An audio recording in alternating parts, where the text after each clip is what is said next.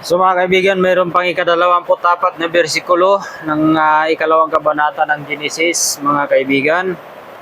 Kaya tiniwan ng lalaki ang kanyang ama at ang kanyang ina at umipisan sa kanyang asawa at sila'y nagiging isang laman.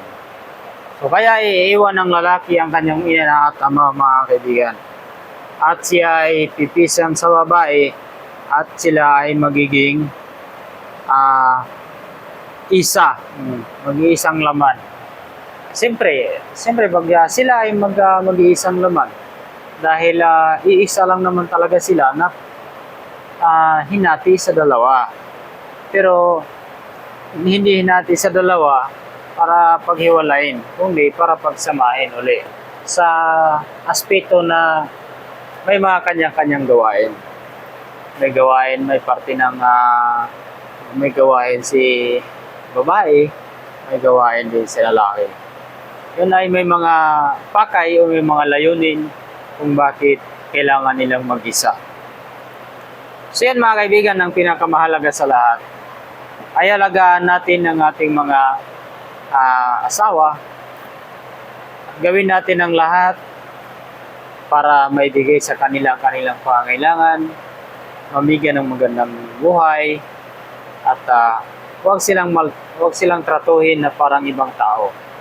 Tratuhin sila na parang iyong sarili, kasi sila ay nanggaling sa iyong sarili, mga kaibigan. Sa panahon ngayon, bihira lamang ang mga lalaki na kagaya namin mapagmahal sa aming mga nagiging asawa. Ako ay isa akong mapagmahal sa aking asawa, mga kaibigan. Kaso lang nagkataon lang din dahil nga sinasabi ko sa panahon ngayon may kanya-kanya na kaming panindigan, kaya siya nakipaghiwalay sa akin dahil sa pangsariling interes. Masinuunan niya ang kanyang mga kamag-anak na kahit sila ay may kanya-kanya ng pamilya at siya ay may sarili na ding pamilya. Kung ano yung sasabihin nila, noon ang kanyang sinusunod. At ako ay kanyang iniwan para sa kanila. Wala akong magagawa. Mas pinili niya ang buhay na yon. Siguro dahil kulang yung naibigay ko o hindi sapat ang aking kakayahan para pangalagaan siya. Pero kahit ganon, ginawa ko ang lahat, mga kaibigan. Kaya ako napunta dito sa Manila at dito ko itinatak itong aking YouTube channel at itong aking YouTube channel kamakailan ko lang ito ginawa, mga kaibigan.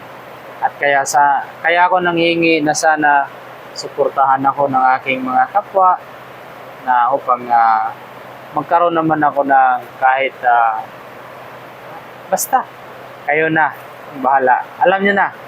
O yun lang, mga kaibigan, ingat kayo palagi and God bless sa inyong lahat.